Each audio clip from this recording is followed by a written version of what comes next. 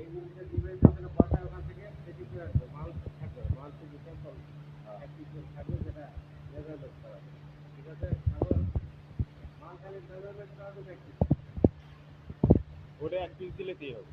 এটা অ্যাক্টিভ দিলে অ্যাক্টিভ থাকবে আর এগুলো মেজারমেন্ট একটা দিলেই মেজারমেন্ট তাই না এটাও সব অ্যাক্টিভ ঠিক আছে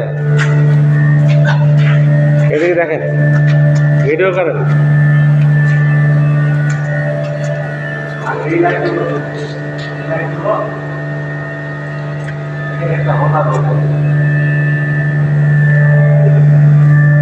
এটা হচ্ছে পিছন সাইড।